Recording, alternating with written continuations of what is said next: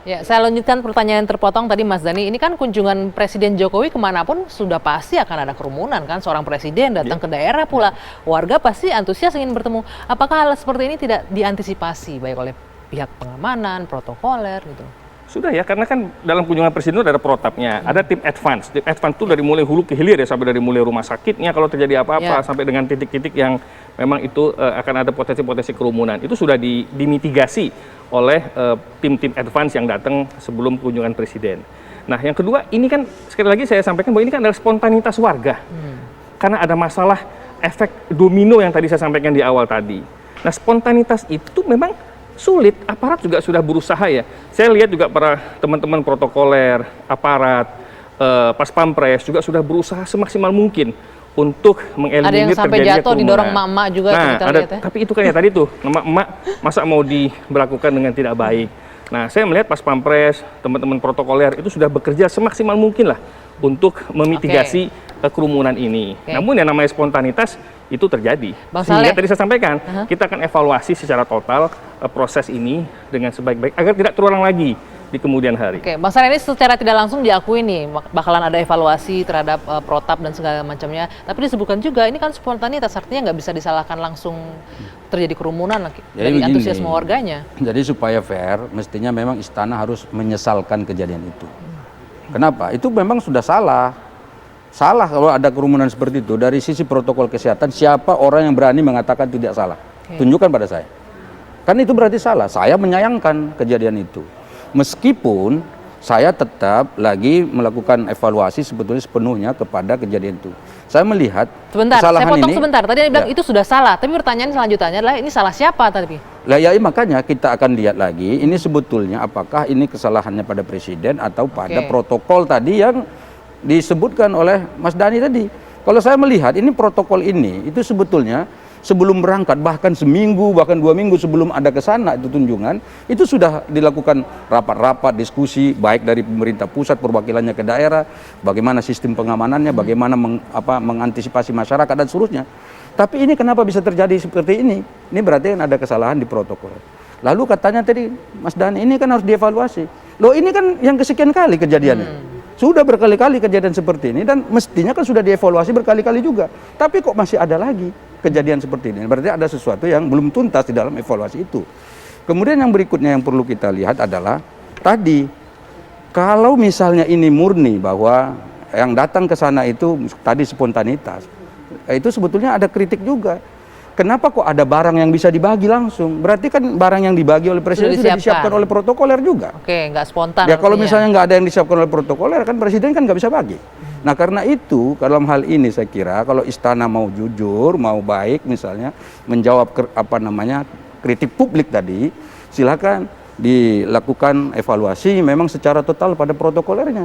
Jangan terulang lagi. Kalau terulang lagi, ini kan menjadi salah satu catatan yang sangat tidak baik ya bagi kita semua. Kenapa? Karena presiden mengatakan kita harus bebas dari COVID-19. Kemudian Doni Monardo terakhir kemarin ngomong tanggal 17 Agustus kita akan merdeka dari COVID-19. Apakah misalnya semua itu akan terjadi? Saya kira nggak bisa terjadi kalau hal-hal seperti ini yang terjadi. Saya memahami betul bahwa banyak masyarakat yang antusias untuk datang bertemu Jokowi, salaman dengan Jokowi, selfie dengan Jokowi, karena sebelum COVID ini Presiden selalu melakukan itu. Dan ada kesempatan datang ke Maumere, masyarakat Maumere ingin melakukan itu juga. Tapi di tengah COVID-19 seperti ini, mestinya hal itu diatur, tidak seperti yang kita lihat dan kita saksikan. Ini contoh buruk. Dan bayangkan Mbak, bukan hanya di nasional loh. Kalau tinggal di nasional ini kan biasa saja, tapi kalau orang luar negeri melihat bagaimana? Ya kan banyak dunia internasional yang melihat itu. Protokoler sudah mempersiapkan souvenir, artinya ini kan memang persiapannya emang seolah-olah dibiarkan nanti itu akan bisa terjadi bagi-bagi souvenir, artinya sudah terukur kan ketika bagi-bagi souvenir pasti akan ada kerumunan juga. Ya, memang kan Pak Presiden ini kan memang sudah biasa menyiapkan souvenir, menyiapkan barang-barang yang sifatnya sederhana lah ya, dari mulai kaos, kemudian buku, itu kan sudah disiapin. Tapi kan itu diberikan biasanya kan pada saat pertemuan. Pertemuan yang tentu menggunakan protokol kesehatan ya. Itu kan biasanya diberikan sama beliau langsung kepada masyarakat ketika berinteraksi. Nah, ketika kerumunan itu kemarin terjadi, kalau kita lihat gambarnya secara utuh ya, secara utuh, kan presiden sudah berupaya tuh keluar dari sunroof mobil, melihat ke atas, lalu kemudian meminta warga untuk menggunakan masker dan segera kembali ke tempat masing-masing. Itu sudah ada upaya oleh presiden untuk melakukan demikian. Itu memendung spontanitas warga tadi. Nah, kemudian itu kan masa banyak. Kemudian presiden memberikan itu souvenir dengan harapan untuk memecah belah, juga supaya tidak terfokus di situ gitu. Mas Dhani, kenapa tidak diputuskan untuk tidak usah membagikan souvenir begitu? Karena tanpa souvenir aja mereka sudah berkerumun warga, dibagikan souvenir pasti akan rebutan lagi berkerumun gitu. Ya, itu kan tadi saya sampaikan spontanitas.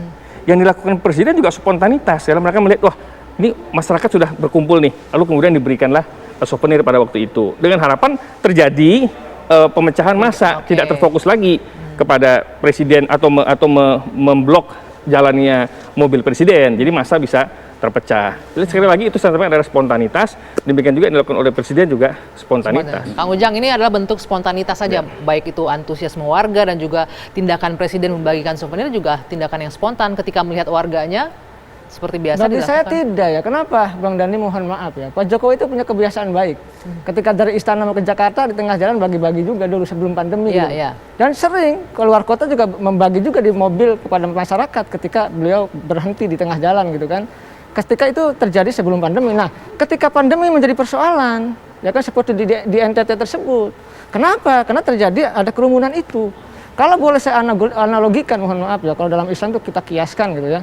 Kalau ayam itu, mohon maaf sekali lagi nih ya, kita analogi nih. Kalau ayam itu dikasih beras, makan berkumpul. Udah pasti.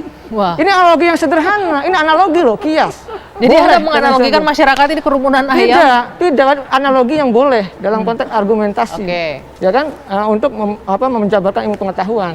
Nah, artinya ketika masyarakat diberi apapun ya pasti akan diterima dan akan mengundang kerumunan itu. Jadi spontanitas itu bukan jawaban yang pas dalam konteks kerumunan Pak Jokowi di NTT. Harusnya jawabannya apa, Kang Ujang, kalau bukan spontanitas? Kalau kita lihat kan emang diakui saja, misalkan tadi ya bahwa mohon maaf gitu ya kepada rakyat Indonesia gitu atas kejadian ini gitu kan, itu lebih fair dan lebih bagus sebagai pemimpin yang menurut saya yang akan lebih dihormati oleh rakyat Indonesia.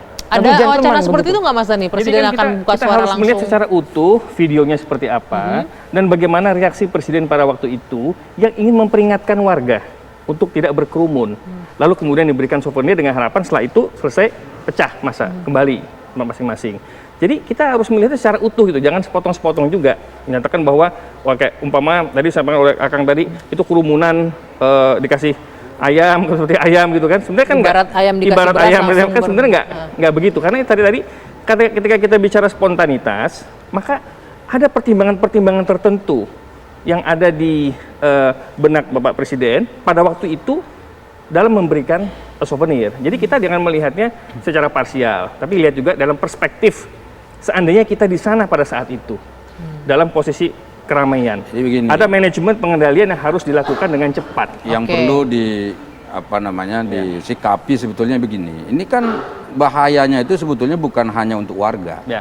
Dengan kerumunan seperti itu ya. Ini kan luar biasa sebetulnya kerumunan seperti itu. Itu bahayanya bukan hanya untuk warga. Saya khawatir pada presiden, para pendamping dan semua pengawal segala macam itu ada di situ juga. Pasti ada di situ. Nah, ini kalau misalnya terjadi apa-apa katakanlah penyebaran virus dan seterusnya, ini kan mesti menjadi persoalan baru, ya, persoalan baru. Nah, karena itu kan pertanyaan saya selanjutnya adalah tadi ini sudah terjadi seperti ini. Apakah sudah dilakukan testing tracing kepada semua orang yang hadir di situ yang begitu banyak itu? Karena kalau itu tidak dilakukan ini mengkhawatirkan sekali. Karena testing tracing yang biasa saja sebelum presiden datang ke sana, saya kira di daerah Maumere juga ya laporan ini bisa saja nggak seperti yang dilakukan di Jakarta, di Bandung, Surabaya dan kota-kota lain. Tapi kalau melihat kondisi seperti itu, apakah mungkin setelah itu di hari berikutnya di follow up dengan melakukan 3T kepada masyarakat? Semenjak akhir tahun lalu, Mbak, semenjak akhir tahun lalu itu Maumere itu udah zona hijau. Sampai dengan awal tahun juga udah zona hijau gitu loh. Jadi ya karena zona hijau. Jadi nggak apa-apa berkerumun kalau zona hijau. Bukan berkerumun, enggak.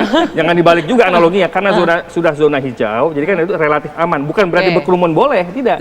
Nah, tapi setelah itu betul yang kata Bang Saleh tadi, Bang Saleh. Memang betul setelah itu untuk memitigasi, memang perlu Satgas melakukan penambahan kapasitas testing dan tracing dari. Jadi begini, ini COVID-19 ini adalah virus yang tidak kelihatan oleh mata. Jangan misalnya mentang-mentang disebut itu zona hijau, lalu kita anggap semua aman.